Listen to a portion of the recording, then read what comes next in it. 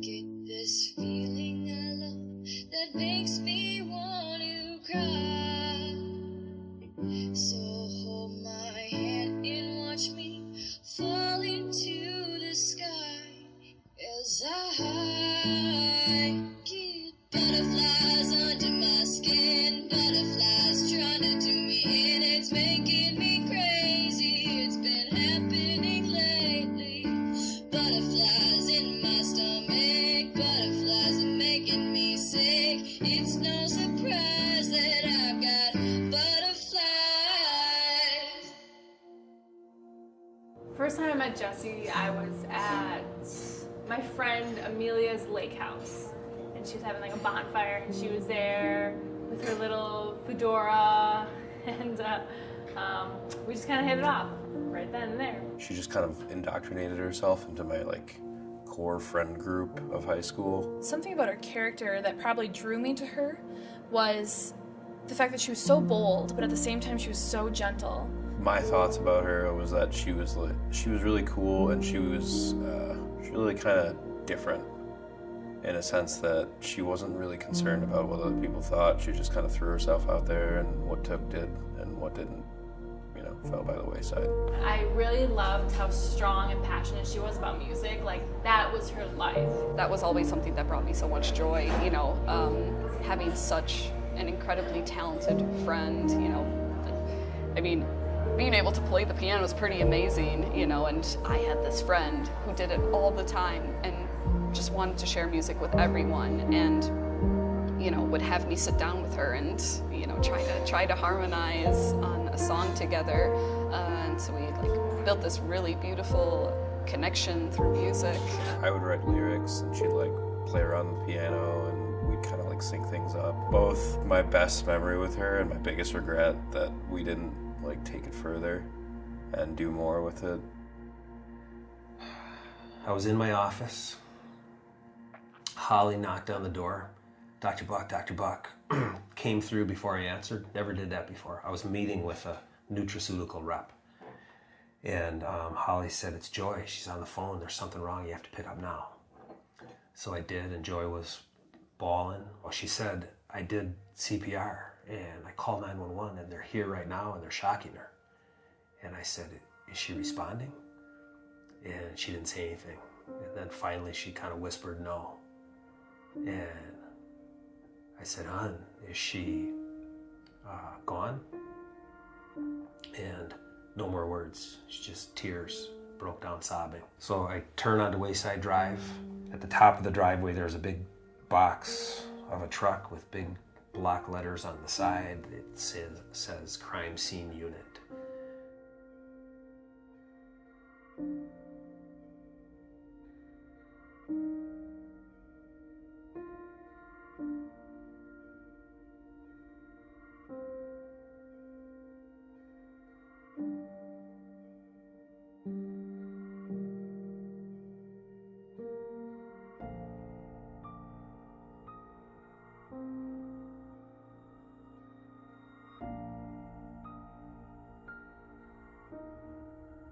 I meant that then, and I mean that now, and I've forgiven him every day, and so has Joy for coming up on 3 years, almost 1,000 days now.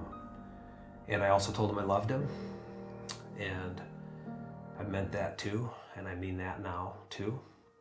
And I don't mean that I like him. I meant I love him like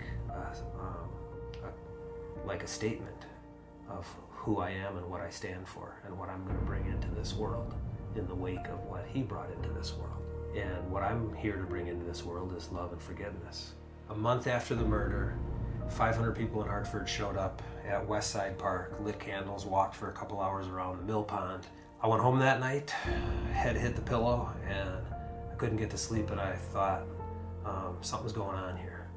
And it felt like the future calling back to us in the present, wanting something to emerge. It felt like something was meant to be, and I was supposed to do something about it.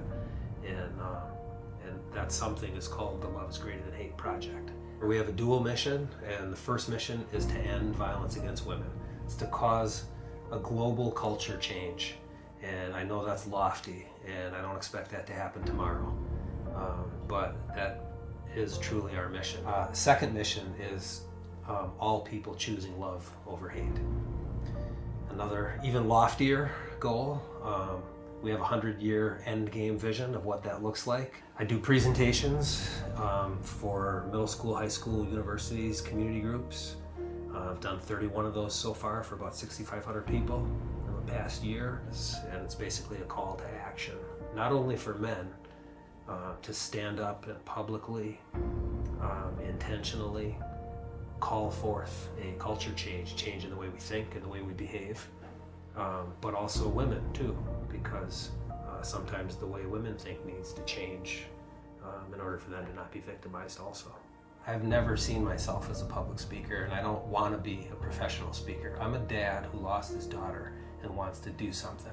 It's too late for Jessie, but it's not too late for hundreds of millions of girls and women in every country and every culture on earth. You know, one person isn't going to do something about it alone. 7 billion people are going to have to if we're going to end violence against women, but every culture shift starts with, you know, a small grassroots movement. So that's what we're trying to do. I feel I owe it to Jess. I feel like it's her project and she remains actively involved. I feel like this was her purpose in coming here, and now it's mine, and I can't leave until I get the job done for her. I'm singing this song for you. There's nothing I wouldn't do. So when you're in trouble, come to me and I'll be there. Oh, I swear to you. 'Cause if we ever stop living the slave, oh, so suddenly, how could we ever see the beauty that it could be? If we haven't got, then we should give. Take a chance, make a change, and start to live. Give everything you can give. Then when you die,